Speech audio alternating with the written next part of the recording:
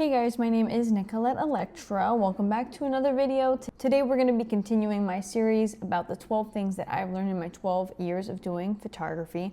Today we're going to dive into the event space, and that's something that we talked about just a little bit in my last video. One of the first jobs that I got as a photographer was working in the wedding industry. I worked as a wedding photography assistant photographer, second shooter, whatever. And I wanted to talk about that job. I wanted to talk about that beginning step, how that was so pivotal and monumental for me. So let's go ahead and get started. So when I started, like I said, I was 17, 18 years old. I think I got this job when I was about 18, maybe even 19, but I think it's closer to 18.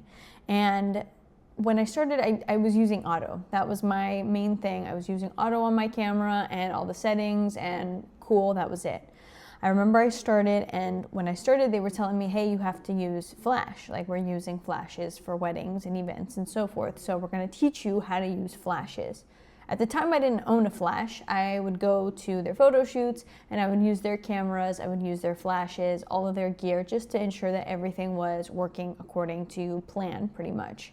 And they taught me, okay, you've got to compensate like this. You've got to think about this. You've got to do this. You've got to do that. They were a company that always wanted us to shoot at like f4 or lower to get that nice bokeh effect. I still don't know how to properly say that. It is what it is. And then obviously adjust your flash from there. Now, why do I think that working in an event space, specifically weddings, is a great first step for any photographer? I think this because this teaches you so many things, and I could rant about this all day long. It teaches you how to think on the fly. Think about it. You're shooting a bride and groom in an indoor setting. You're shooting a bride and groom in an outdoor setting. Things are happening inside, things are happening outside. There is two different environments happening at the same time, and you have to know your camera inside and out. How do I use flash in both environments? How do I adjust my ISO in both environments without getting it grainy? How do I adjust these things? So off the rip, it teaches you a lot about your camera and forces you in those different types of environments to be able to, adapt. Now, the other thing that I learned a lot working this job is how to talk to people. I remember when I first started, one of the first wedding I got with this company was a 700-person wedding.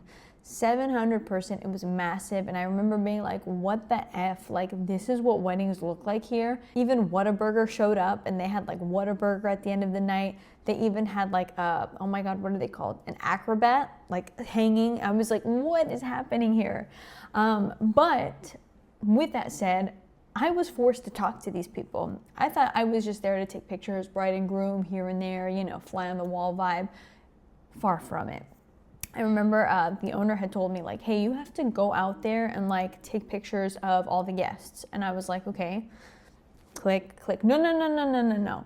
Not like shooting and sniping from afar. You have to go ask them to get a picture of them. And I was terrified, so scared. I was like, I don't want to go talk to these people. Not because I have any like preconceived notions of them, but just because like, this is scary. And with that, each wedding just got better and better, and you start to learn to take rejection a little bit better. Some people you would ask like, hey, can I get a picture of you too? And it was an automatic like, oh my god, yes, where do you want me to go? Should I go this way? Should I go that way? Let's do a couple here and there. Then you'd have other couples or, people together who would just literally look at you up and down and be like, no. And it was like, okay, I'm sorry. But it slowly became a test for me of like, how many people can I take pictures of? Can I photograph this entire room before they're done taking couple portraits in the room beside us? What can I do? How much can I do? And so that was another big thing that I learned through photographing events, is like not taking things personal and learning how to communicate with people. Now that's just the bare minimum. Other things that you learn through photographing events can be posing as well. Posing in general is huge, right? If you're doing family portraits, couple portraits, even portraits of just people together, you have to learn, okay, there's angles, right? There's levels to this. If you're short, I'm gonna have to bring my camera to eye level with these people. If you're photographing a couple, do they have certain insecurities? If they do, let's kind of move them and position them as they need. If they don't have no insecurities and they're good to go, even with that, how can I position these people to make them look cute and to give them the most that I can give them. I think 9 times out of 10, people don't know how to pose. You know, people know how to pose in front of their phones, but they don't know how to pose like if someone's taking pictures of them, let alone with like a significant other who's probably stressed out because the day is just crazy and chaotic. So working those events, it did teach me how to pose people, how to finesse people and get them all in a cohesive shot all together. And it also taught me how to, use my camera to the best of its abilities in an indoor, outdoor, all over the world kind of environment on the fly. You don't have time to sit and debate and figure out, okay, you need to get the shot, period, And I think one of those things is, it is nice to have that auto setting in the back of your mind that, if there's a tricky situation and I don't know what to do, I can always flip the script and go towards the auto. But knowing your camera, feeling confident enough in your own skills is far more important than anything. And I think working that event photography gig specifically within the weddings just taught me so much. Another thing that I learned working with that company was the importance of working with multiple photographers. It's something that I tend to forget, and like I'll book for different weddings or book different events and like just be me going out to go photograph, but like I really want to start implementing bringing more people on, because I'm not saying that having one photographer you're going to miss something, but it's having multiple people, you get different eyeballs to see the space in a different way. And I think that that was a big benefit, that with this company we would have a whole SWAT team of like 5 or 6 of us photographing different things and getting all these different angles to get the client, the customers, the bride and groom, the most amount of pictures. So that was another thing that I thought like, hey, doing events, definitely the more you can bring, the better, because you're not going to miss a single thing when you have the whole SWAT team there.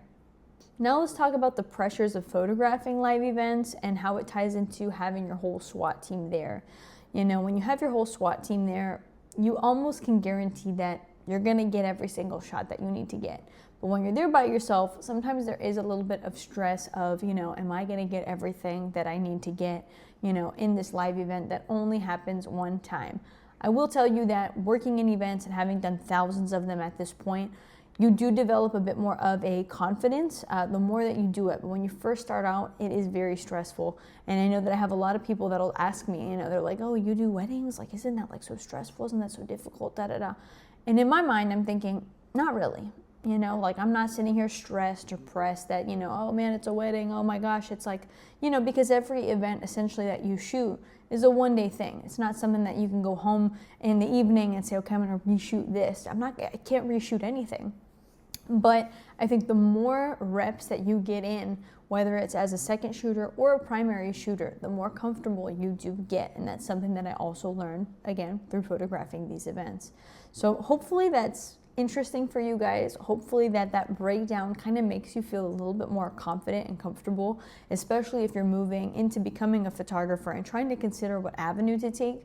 I would definitely take the event space avenue first, just because obviously that's how I started, but also because it teaches you the most. It teaches you how to work with people. It teaches you how to work in a high stress environment. It teaches you how to pose people. It teaches you how to adjust your camera settings. I mean, it really teaches you a lot, and it's a great first step if you are a photographer to move forward in that career with the best amount of knowledge that you possibly can. And never be afraid. Like, you don't have to do this by yourself. You don't have to go and seek, weddings by yourself. You can go be a second shooter for companies and learn while getting paid. It's not going to be the full price, but again, kind of like I said before, when you first start out, you shouldn't be asking for professional pay if you don't know what you're doing. So that's my 2 cents. If you like kind of this series we've got going on, please be sure to hit that subscribe button.